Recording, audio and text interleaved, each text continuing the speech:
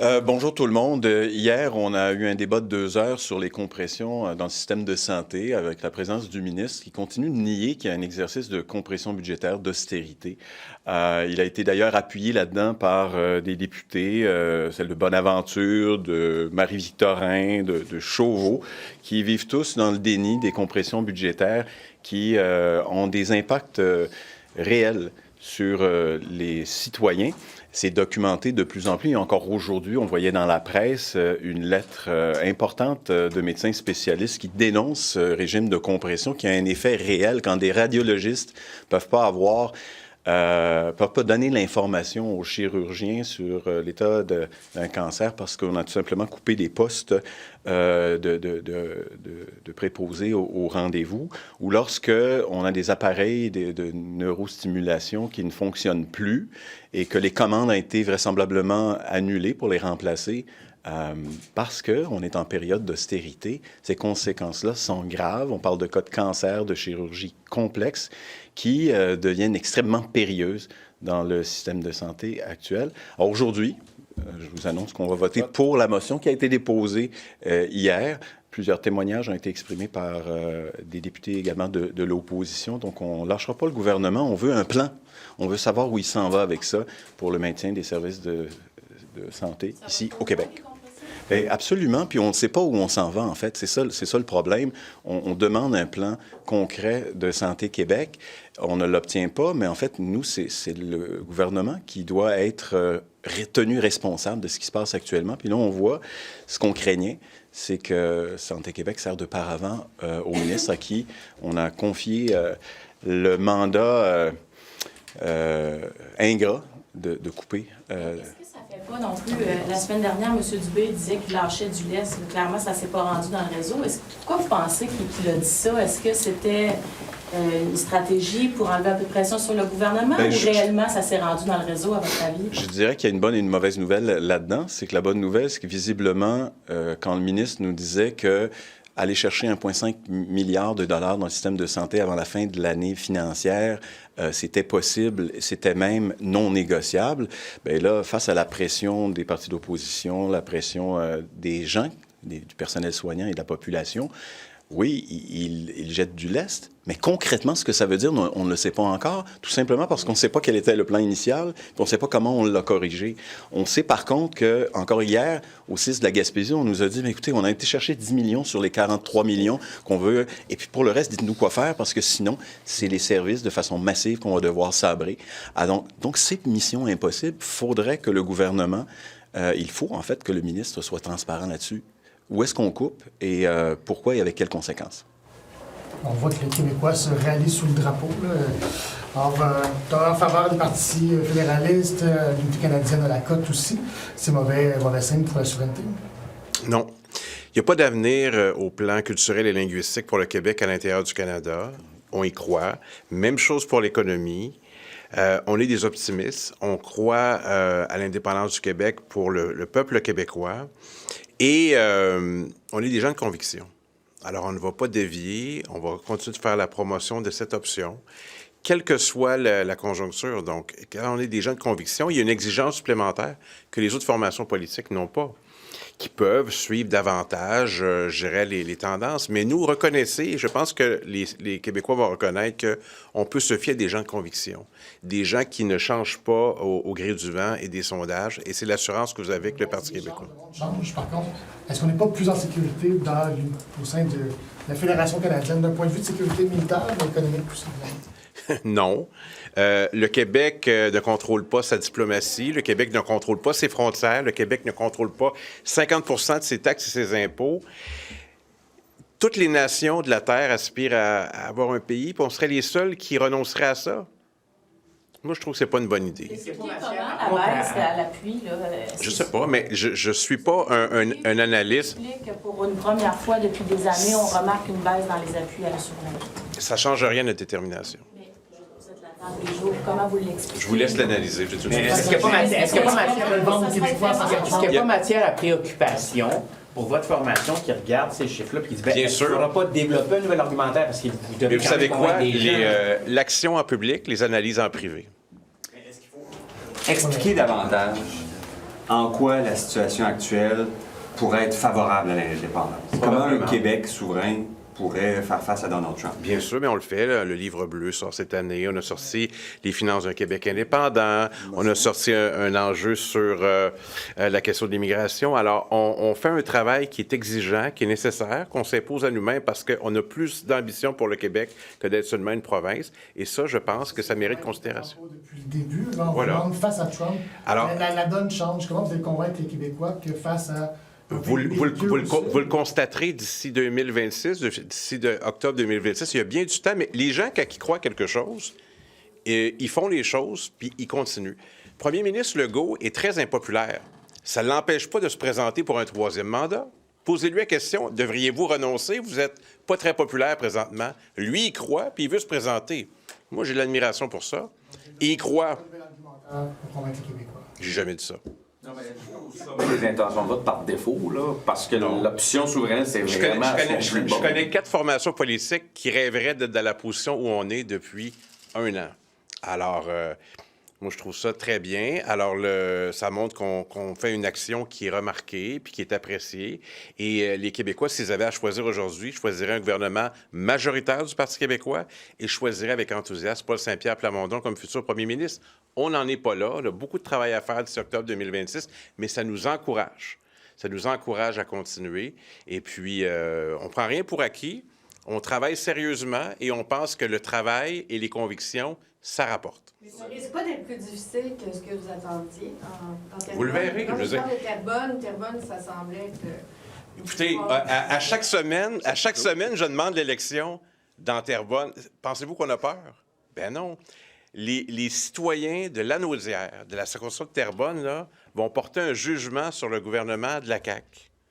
Moi, j'ai bien hâte que cette élection soit déclenchée. Il y a eu un conseil des ministres hier. Ils ont choisi de ne pas déclencher à nouveau parce qu'ils pensent que ça va aller mieux plus y attendre.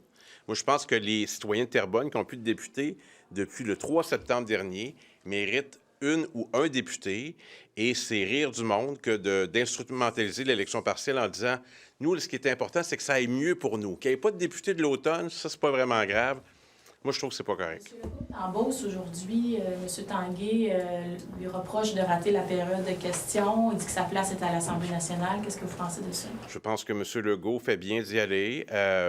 Nous-mêmes, on a demandé qu'il soit plus présent, mais à l'international. Paul Saint-Pierre Plamondon fait une conférence devant la Chambre de commerce de l'Est de Montréal aujourd'hui, c'est bien ça. Donc non, moi, j'apprécie que le premier ministre y va, mais je vais réitérer ce que j'ai dit quand même cette semaine.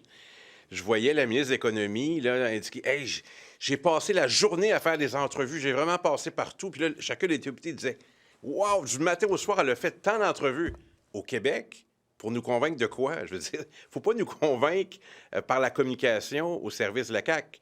Il faut nous convaincre en faisant des missions à l'étranger, en disant « Voici les nouveaux marchés, voici les nouvelles collaborations qu'on peut avoir pour le Québec. » Ça me rassurait. À l'intérieur du Québec, c'est beaucoup de la communication. Vous connaissez bien la région de la Côte-Nord. Moi, ce qu'on m'a dit à cette île, le premier ministre est allé la semaine passée, mais ça n'a rien donné. Je veux dire, ça a donné des photos, mais ça n'a rien donné de très concret. Puis il y avait des enjeux locaux qui auraient pu être abordés. Y a-tu Coalition Route 138? Il y a une rencontre avec Mme Normando. Mon Dieu, je retourne dans le passé. Avec Mme Guilbeault aujourd'hui. Je pense à Nathalie parce que, bon, je l'ai écouté hier. Il n'y a pas d'engagement là-dessus, puis ils attendent après ça. Alors, tant qu'elle se rend dans une région, il faut qu'il reste quelque chose, pas juste une photo, un sourire, une poignée de main. Il a dit en chambre au Salon Rouge qu'il a discuté avec Alouette de potentiellement baisser les tarifs pour qu'il y ait des investissements majeurs. Potentiellement. Mais il n'est pas ressorti avec rien, vraisemblablement. Y a-t-il quelque chose de nouveau? Ben, je veux dire, il y a le maire de Sept-Îles, le maire de Port-Cartier. On est capable, nous aussi. C'est Mais- pas compliqué. mais sur la- Avec un engagement, c'est plus compliqué. La présence à l'Assemblée nationale, donc M. Saint-Pierre Plamondon ne sera pas ici. Pas aujourd'hui. Qu'est-ce qu'il y a de si important à dire à la Chambre de commerce? Est-ce que sa place ne serait pas ici alors qu'on a des tarifs? Les organisations ont des agendas, puis on essaie du mieux possible d'être présent, mais à 4, soyez assurés qu'on fait le travail. On fait le travail. Et la preuve, vous l'avez vu dans le sondage, les gens reconnaissent qu'on fait le travail. On est seulement 4 pour couvrir tout le Québec. On fait de notre mieux.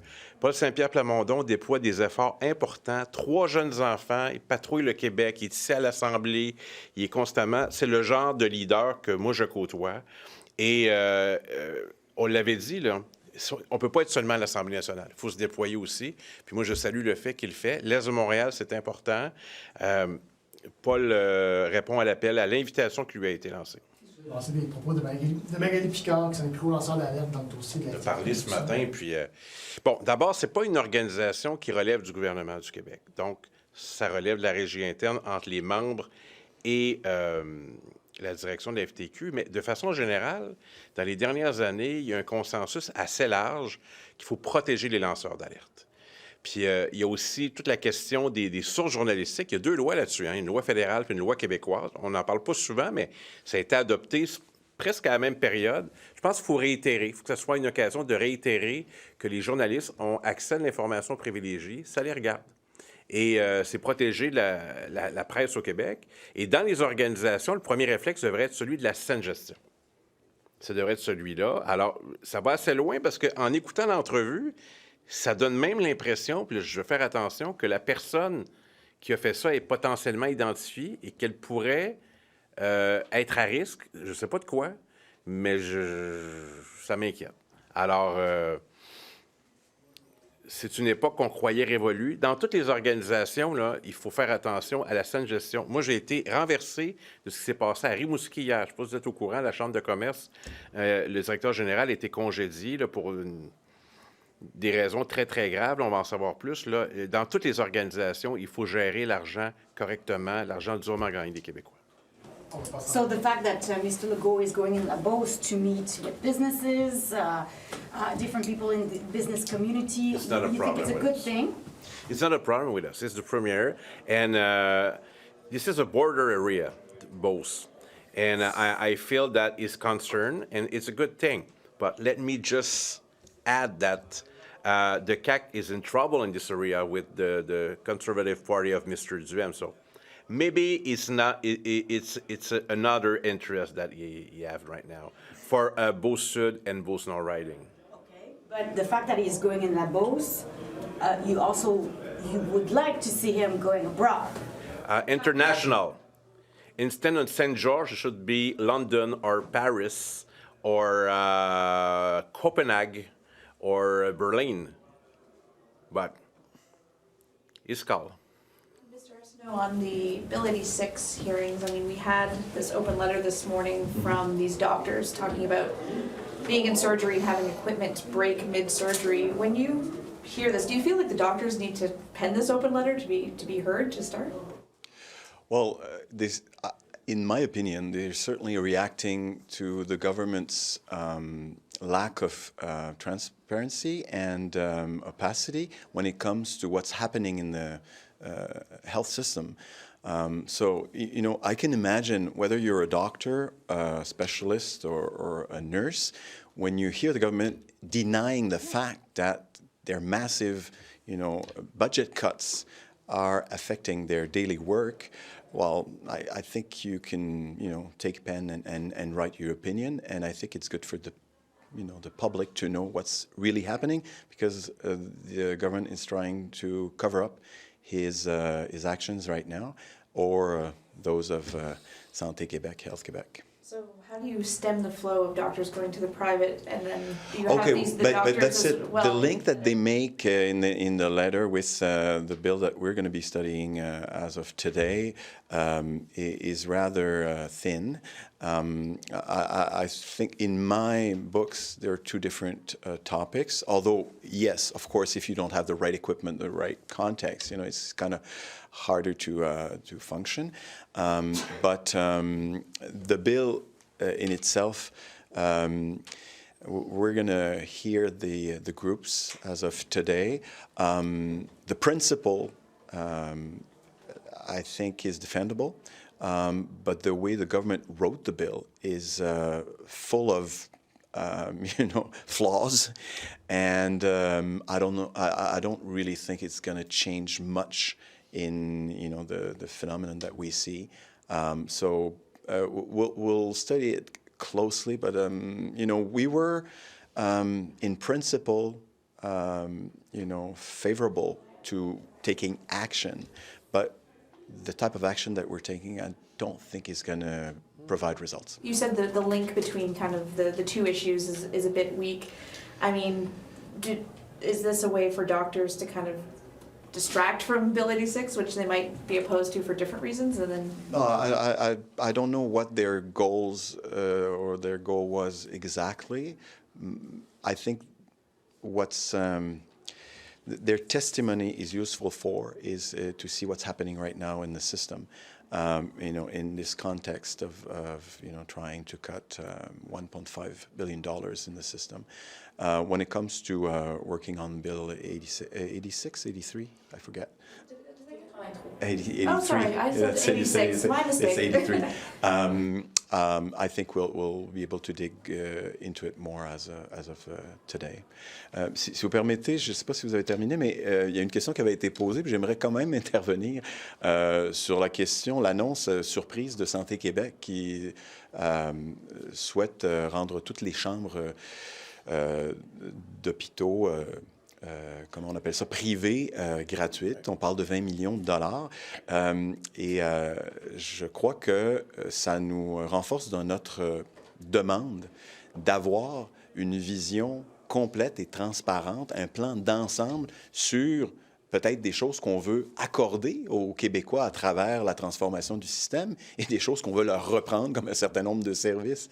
Alors là, moi, je reçois cette nouvelle-là comme une bonne nouvelle dans la mesure où les nouveaux hôpitaux, les chambres sont privées, les nouveaux hôpitaux qu'on construit, et on ne va pas facturer les gens. Donc, on ne peut pas avoir deux systèmes à l'intérieur de notre réseau de santé. Alors, de vouloir aplanir ces espèces de différences-là, j'en conviens. Pourquoi ça arrive aujourd'hui, alors que Santé Québec est sous la loupe et, de tous, à savoir qu'est-ce que vous êtes en train de faire dans le saccage du système de santé actuel? Et là, on sort une pseudo-bonne nouvelle qui vient de nulle part, puis on ne sait pas où elle s'en va, puis comment ça s'inscrit dans le 1,5 milliard de dollars. Moi, c'est ce que je voudrais savoir. Donc, on réitère qu'on a besoin d'un plan d'ensemble. On va aller accorder 20 millions de dollars aux citoyens, soit, combien on va en chercher dans leurs services. C'est pas une question aussi, on dirait que c'est de l'arbitraire au bon vouloir du ministre tout à coup. Bien, exactement, vous avez raison. C'est ça. Est-ce que là, parce que j'ai cru comprendre que l'orientation était peut-être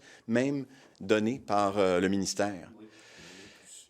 Bien là, ça pose encore une question d'imputabilité. Le ministère va se donner bonne conscience, puis s'approprier une bonne nouvelle. On accorde maintenant la gratuité à tous. Mais pour ce qui est des coupures, elles n'ont pas lieu et c'est pas moi qui agis. Trouvez l'erreur. Merci beaucoup.